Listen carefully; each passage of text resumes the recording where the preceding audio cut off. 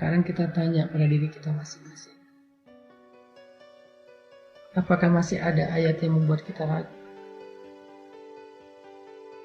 Apakah masih ada ayat di dalam Al-Quran yang kontradiktif dengan pemahaman kita?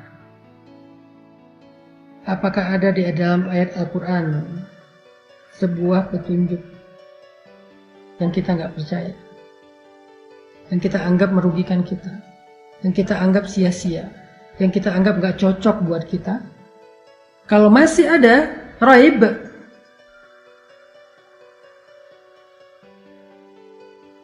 berarti kita belum mengambil petunjuk dari Allah.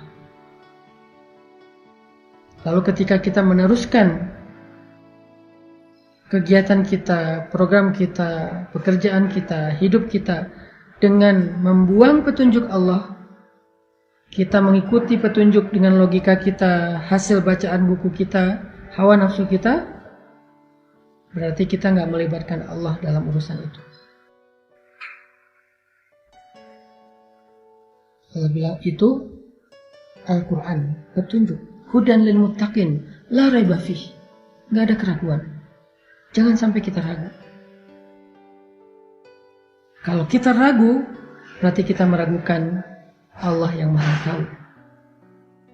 Kalau kita ragu dengan Al-Quran, kita ragu Al-Quran ini relevan atau enggak dengan kehidupan kita, sama dengan kita ragu bahwa Allah itu Maha Tahu. Seolah-olah kita lebih tahu daripada Allah. Seolah-olah kita bilang, Ana a'lamu wallahu la ya'lam. Na'udzubillah. Bukankah kita selalu bilang Allahu a'lam? Allahu a'lam itu artinya apa? Allah lebih tahu, saya nggak tahu. Allah Maha tahu, saya bodoh. Allah berilmu, saya awam. Itu arti Allahu a'lam. Jadi kalau kita masih meragukan ini, baik dalam kehidupan pribadi kita, keluarga kita, bangsa dan negara kita nggak mau pakai ini, padahal kita seorang muslim, berarti kita meragukan Allah yang Maha Tahu. Terserah kita mau sholatnya berapa rakaat, terserah kita mau umroh dan hajinya berapa kali, terserah kita mau ngasih makan anak yatim seberapa banyak, terserah kita mau disebut gelar Pak Haji atau Ustadz atau apapun. Kalau kita meragukan ini, satu ayat aja nggak mau kita terapin dalam kehidupan kita, kita anggap nggak relevan dengan kondisi kita, berarti kita termasuk orang yang meragukan Allah yang Maha Tahu, dan itu dosa besar banget. Satu ayat aja kalau kita ragukan, itu udah menggugurkan keimanan kita. Tapi kita mengaku muslim, Ustaz, berarti munafik. Karena orang munafik itu lisannya mengatakan Islam, hatinya meragukan. Kalau kita nggak mengaku muslim, berarti kita kafir. Kalau kita mengaku muslim tapi ragu dengan Al-Quran, berarti kita munafik. Baru disebut ulaika humul mu'minuna haqqan, mereka mukmin yang sebenar-benarnya. Kalau kita bilang saya muslim dengan syahadatain, dan kita nggak meragukan satu ayat pun, satu huruf pun dari Al-Quran, kita yakin Allah Maha Tahu, lalu kita meminta petunjuk hidup dari Allah yang Maha Tahu itu, lalu Allah menjawabnya, itu petunjuk hidupmu, yaitu Al-Quran yang tidak ada keraguan. Maka kita belajar memahami Al-Quran, lalu mengamalkannya sebagai petunjuk hidup. Itulah hakikat dari ihdinas siratal mustaqim.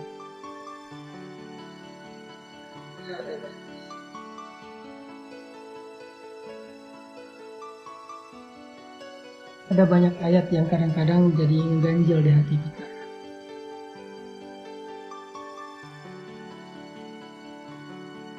Ada banyak ayat yang kadang ganjil di hati kita.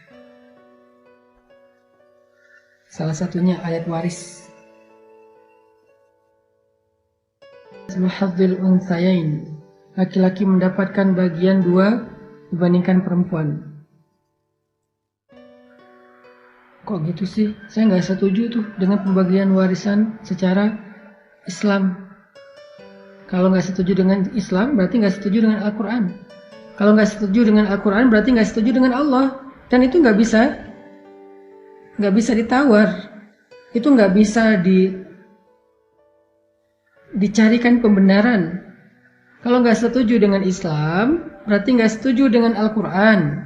Kalau nggak setuju dengan Al-Quran, berarti nggak setuju dengan Allah. Kalau nggak setuju dengan Allah, berarti meragukan Allah. Apalagi namanya? Nifak, kemunafikan. Saya nggak setuju dengan pembagian warisan cara Islam. Udah kita bagi rata aja biar adil. Kita lebih tahu adil atau Allah? Apakah kita lebih mengerti arti dari keadilan atau Allah?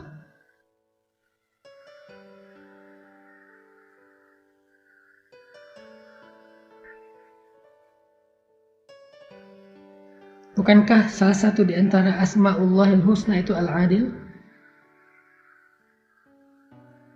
Kita belum tentu adil.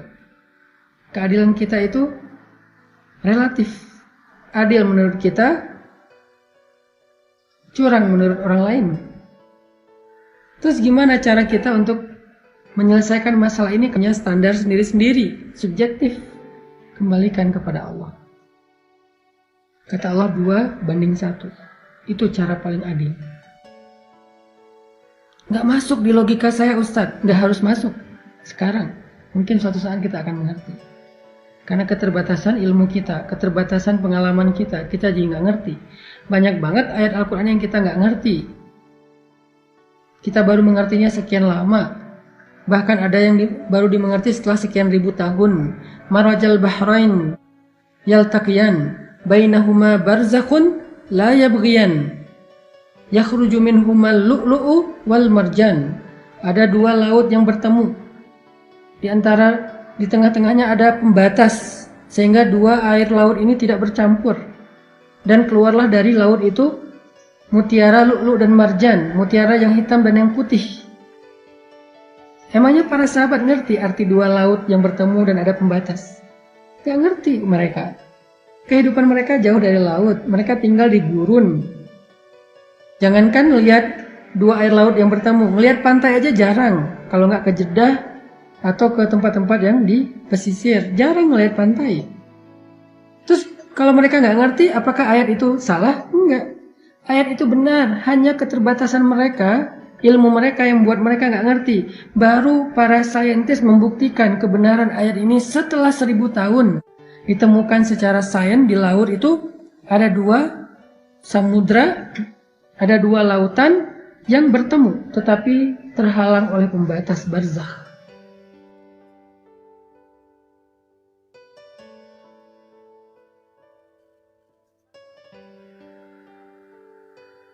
Jadi banyak banget ayat yang belum kita mengerti. Jangan tunggu mengerti dulu baru kita percaya dan mengamalkan. Karena kita butuh waktu untuk mengerti. Bahkan kadang-kadang sampai akhir hayat kita nggak akan ngerti. Tapi itu tetap kebenaran. Kebenaran itu tidak tergantung kepada logika kita atau pemahaman kita. Karena kebenaran itu absolut berasal dari Allah yang Maha Tahu. Kita ngerti atau kita nggak ngerti alasannya, tujuannya, dia tetaplah kebenaran. Tidak berkurang nilai kebenarannya karena kita tidak memahaminya. Tidak berkurang nilai kebenarannya karena dia kontradiktif dengan logika dan pemahaman kita. Toh, suatu saat kelak, kebenaran itu akan terbuka dan terbukti satu persatu. Mungkin waktu itu kita udah nggak ada. Maka rugilah orang yang meragukannya dan tidak sempat melihat pembuktian dari kebenaran itu. Siapa dia? Abu Lahab, Abu Jahal, Walid al-Mughirah. Mereka adalah orang-orang yang meragukan Al-Quran karena mereka tidak melihat pembuktiannya secara logika di dalam kehidupan mereka. Walaupun udah banyak tapi nggak cukup buat mereka. Tapi setelah pembuktian ayat-ayat itu terjadi, mereka udah meninggal ribuan tahun yang lalu.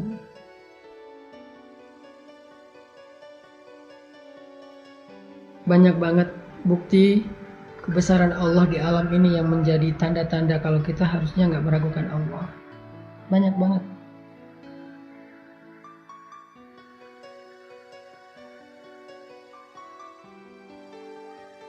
Saya kemarin baru jalan ke Jogja. Sebuah tempat ketemu dengan seorang pemerhati lingkungan yang hidupnya nature banget, natural banget. Bahkan beliau nggak mau pakai sendal biar grounding, katanya ada ikatan antara manusia dengan bumi. Dari penjelasan beliau saya jadi paham tentang kenapa Allah menjadikan pohon sering sebagai perumpamaan, saking dahsyatnya pohon. Akhirnya saya beli buku tentang pohon, The Secret Life of Plants,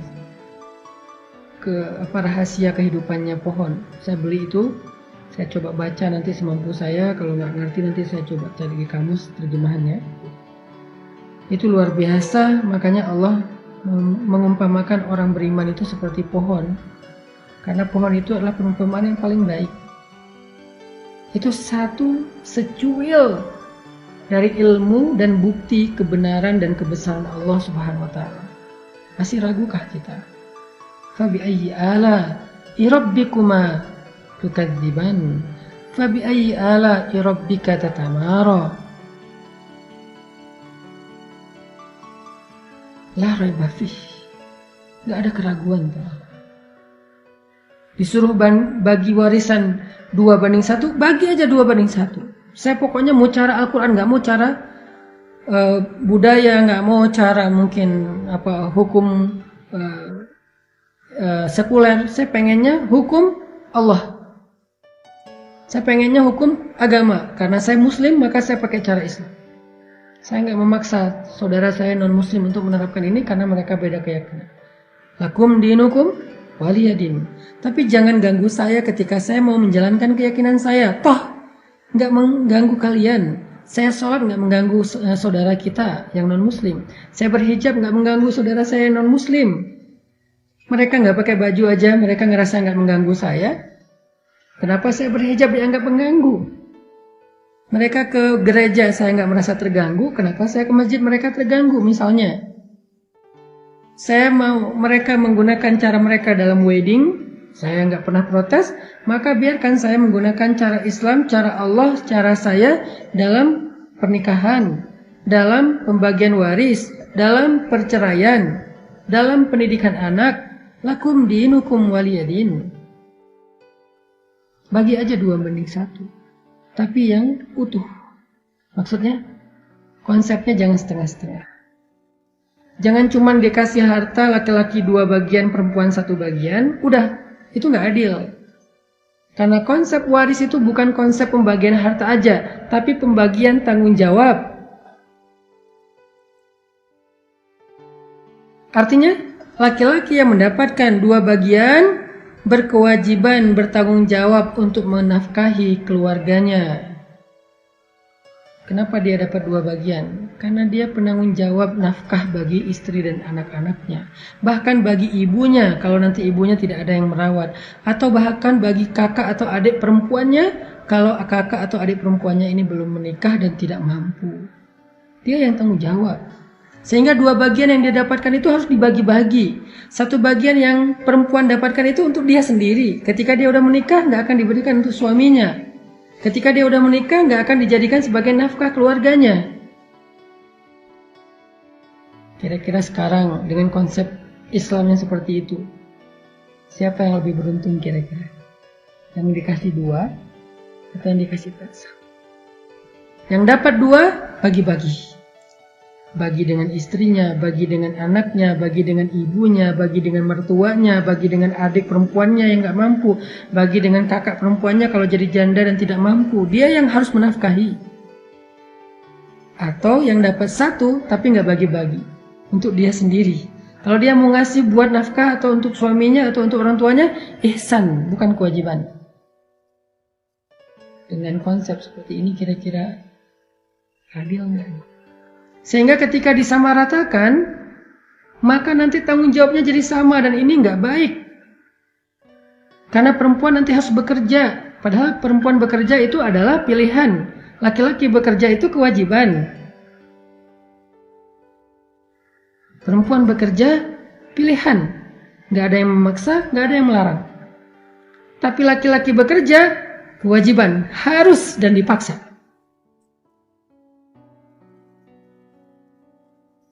Aib kalau laki-laki nggak kerja dan menafkahi. Tapi nggak aib kalau perempuan nggak kerja dan nggak menafkahi.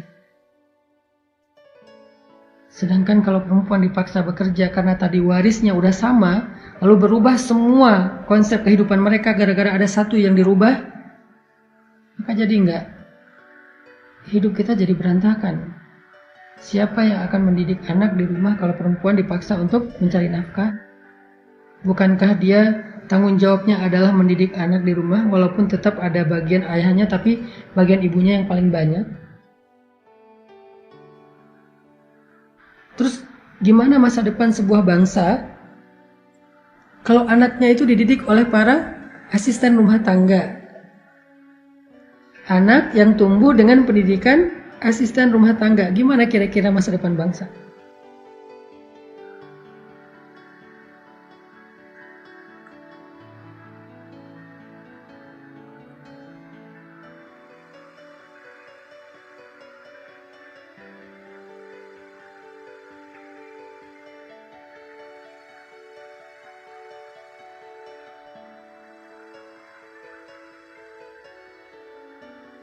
Kebayang ya, gimana nasib masa depan rumah tangga, masa depan sebuah bangsa yang anak-anak tumbuh untuk menjadi pengisi peradaban, tapi anak itu tumbuh dari pendidikan asisten rumah tangga. Gimana masa depan? Bukan tumbuh hasil pendidikan ibunya, umminya, mamahnya, bundanya. Kenapa bisa begitu? Karena ibunya emansipasi. Karena ibunya sibuk di luar. Karena ibunya clubbing. Karena ibunya dugem. Karena ibunya meeting. Karena ibunya wanita karir. Walaupun baik menjadi wanita karir, tapi nggak boleh melupakan karir utama seorang wanita. Karir utama seorang wanita adalah tarbiyatul aulad, mendidik anak dengan pendidikan terbaik. Dan gak ada sekolah yang lebih baik daripada di rumah. Kalau itu sudah terpenuhi, silahkan menjadi wanita karir asalkan gak mengganggu karir utama wanita. Jangan sampai gara-gara kita sibuk dengan karir kita di luar, apa sih yang kita cari? Apa yang kita cari? Apa kita ngerasa nggak pernah cukup uang kita? Mencari uang sebanyak apa sih? Kita pikir anak-anak kita butuh warisan uang yang banyak. Kemudian mereka akan ribut antara adik dengan kakak. Yang mereka butuhkan itu kasih sayang dan pendidikan dari ayah dan ibunya. Yang nggak akan pernah mereka lupakan di masa yang akan datang. Yang akan menuntun hidup mereka, menjadi bekal mereka, mental mereka, karakter mereka, perilaku mereka. Dan itu nggak bisa dibeli dengan uang. Sehingga kita yang beralasan, saya mencari uang untuk kalian. Tapi yang mereka butuhkan bukan uang, kasih sayang. Kenapa kita bangga menjadi punya karir hebat di luar rumah, tapi nggak bangga punya karir sebagai ibu?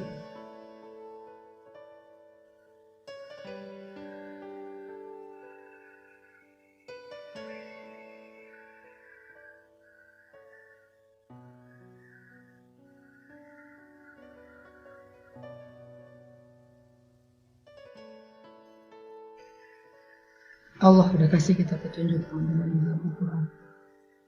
Larang kasih. Jangan diganggu, jangan dirusak, jangan dirubah. Udah paling benar lah. Apa yang Allah ajarkan itu udah paling benar.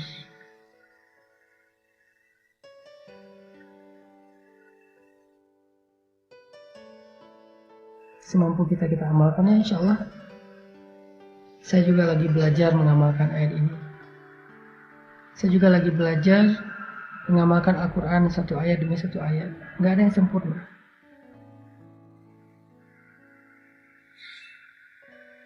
Kadang-kadang kita ngerasa sedih dan menyesal. Saya juga ngerasa ini yang sama.